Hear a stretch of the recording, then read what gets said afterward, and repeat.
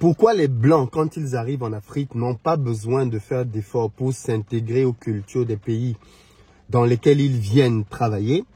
Et les Africains, on leur demanderait de s'approprier la culture occidentale pour pouvoir progresser en entreprise. Voilà une réflexion que j'ai reçue suite à ma précédente vidéo dans laquelle je parlais des conditions pour pouvoir réussir dans des hautes sphères en entreprise en France. Dans cette vidéo-là, j'expliquais que, en réalité, peu de personnes sont qualifiées dans la communauté noire pour pouvoir accéder à des fonctions élevées, comme partout dans le monde d'ailleurs, hein. Les meilleurs sont toujours un peu moins nombreux. En fait, dans cette vidéo, je voulais expliquer l'attitude d'après moi à avoir pour pouvoir exceller. Et je disais que ça passe par deux choses. La première, c'est l'excellence dans le travail. Et la deuxième, c'est l'intégration.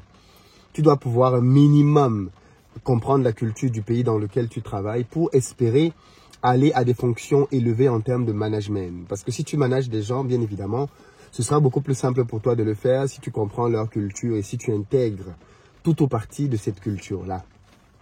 Et simplement, c'est ce que j'ai expliqué dans cette vidéo. Donc, vous savez, il y a des gens qui ne vivent que par l'opposition. C'est-à-dire que s'ils ne te contredisent pas, ils ne vont pas avoir le sentiment qu'ils ont passé une bonne journée. Donc, suite à cela, d'ailleurs, à la fin de cette vidéo, j'ai bien précisé que si, malgré le fait que vous soyez compétent, en plus de cela, vous avez le sentiment que vous êtes intégré, mais que la boîte dans laquelle vous êtes ne vous permet pas d'avancer, barrez-vous. Barrez-vous. Soit vers une autre boîte, soit vers un autre pays. Barrez-vous. Le monde est grand. Le monde ne se limite pas à la France. La preuve, Tidiane Thiam, qui, après avoir été excellentissime pendant ses études en France, ne s'est pas vu proposer des opportunités concrètes en France liées à son potentiel. Il est allé en Angleterre.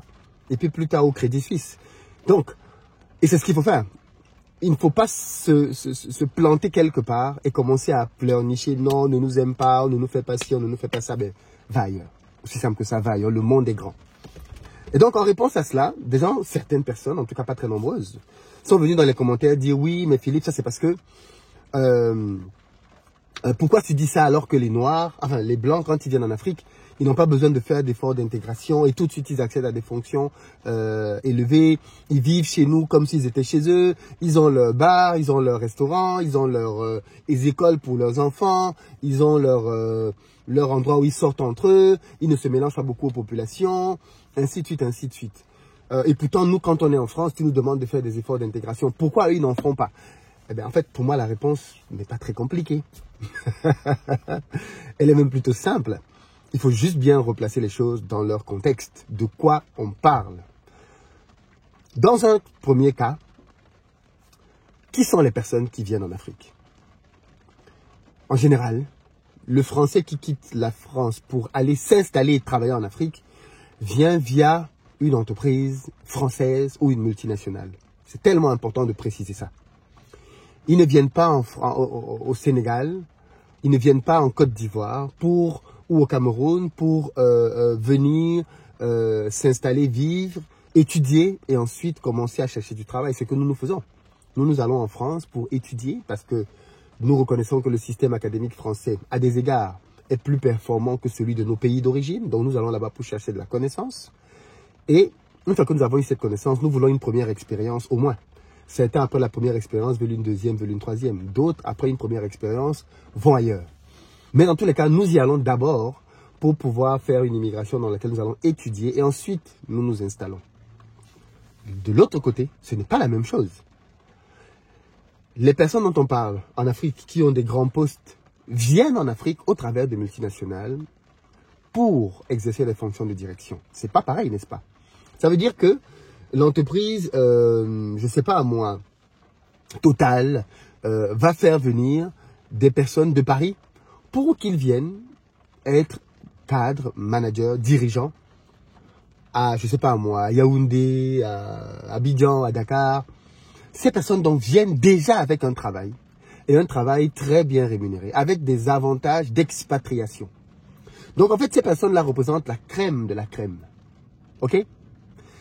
On ne peut donc pas comparer, d'un côté, des gens qui viennent dans des entreprises qui ne leur appartiennent pas du tout, pour chercher à travailler, pour chercher un gagne-pain, avec des personnes qui viennent dans les entreprises qui leur appartiennent, parce qu'il faut bien le dire, quand Total, par exemple, fait venir des personnes qui viennent de France, ces personnes quittent une entreprise française, en France qui s'appelle Total, et viennent à Dakar dans une entreprise française qui s'appelle Total. Oui, vous avez bien entendu.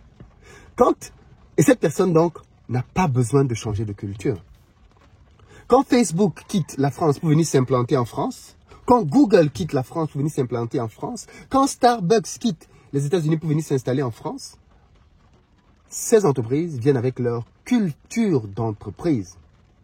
C'est-à-dire que quand un Français intègre Facebook, quand un Français intègre Google, il intègre une entreprise qui a une culture américaine, même s'il travaille en France. Et donc ça veut dire que ce salarié français va devoir comprendre les codes américains, même s'il vit en France, pour pouvoir progresser dans l'entreprise Google. Ce n'est donc pas une question de le français qui est à Dakar, qui ne s'intègre pas. Il n'en a pas besoin, puisqu'il quitte un pays avec une entreprise et va dans un autre pays pour travailler dans la même culture d'entreprise. Du coup, qu'est-ce que les entreprises font? Mais ça, toutes les grandes multinationales le font. Quand Dangote crée une entreprise, par exemple, au Cameroun, une cimenterie au Cameroun, au Sénégal, qu'est-ce que Dangote fait? Il envoie des Nigérians pour diriger cette entreprise. Bien sûr. Il envoie des Nigérians. Et quand ces Nigérians arrivent, ils travaillent dans l'entreprise comme s'ils étaient à Lagos. Dangote, c'est un bon cas de figure, c'est un cas de figure africain. Et donc, qu'est-ce qui se passe? Quand nous venons travailler chez Dangote, tu vas intégrer la culture nigériane, alors même que tu es au Cameroun ou tu es au Sénégal. Parce qu'une entreprise a ceci de propre qu'elle transporte sa culture. C'est ça les grandes entreprises. Elles transportent leur culture là où elles vont s'implanter. Ça veut donc dire que, une fois que Dangote est venu s'implanter au Cameroun, une fois que Total est venu s'implanter au Sénégal, les Sénégalais qui vont travailler chez Total vont intégrer la culture d'entreprise française de Total. Quelqu'un donc qui quitte la France et qui vient au Sénégal n'a pas d'effort d'intégration à faire. C'est un transfert local. Il quitte de Paris pour Dakar, mais en fait, en réalité, il va vivre dans l'entreprise avec les mêmes codes. Parce que c'est une entreprise à laquelle il appartient déjà. C'est donc très important de comprendre cette nuance qui pour moi est évidente. Mais je ne sais pas pourquoi beaucoup de gens ont fait cette remarque dans la vidéo. Ce n'est pas pareil. Nous, si nous voulons faire la même chose, en réalité, nous devrions avoir des multinationales camerounaises, sénégalaises, ivoiriennes, nigérianes en France. Si Dangote vient ouvrir une cimenterie en France, tenez-vous tranquille. Il va exporter la culture nigériane dans son entreprise en France. De telle sorte que les Français qui vont vouloir venir travailler donc dans l'entreprise Dangote vont devoir apprendre la culture de Dangote, la culture nigériane pour progresser dans l'entreprise Dangote. Vous voyez un peu ce que je veux dire? C'est la culture de l'endroit dans lequel tu es qui va déterminer, c'est l'entreprise qui va déterminer la culture en son sein. C'est pas le pays. C'est la culture de l'entreprise. Maintenant, bien évidemment, quand tu es dans le pays même, c'est beaucoup plus simple parce que la culture est marquée. On la ressent un peu partout autour de toi.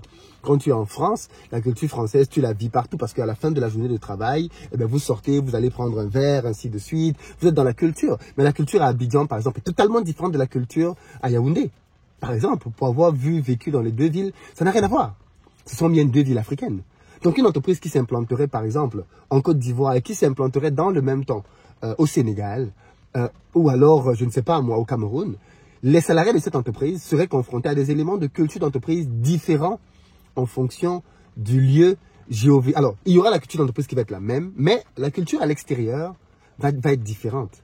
Mais moi, ce dont je parlais la dernière fois, c'est que nous, en tant qu'Africains, un truc qui pourrait nous aider à comprendre la culture d'entreprise, ce serait déjà la culture du pays.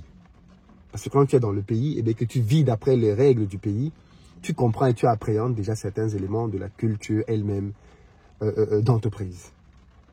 J'espère que cette vidéo clarifie la position. Il n'est pas question de dire que les Français, si les Français viennent en Afrique, étudient en Afrique, et après cherchent du travail dans les entreprises africaines, ils vont devoir apprendre la culture.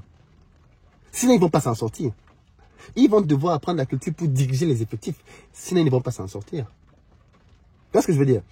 C'est important de comprendre ça.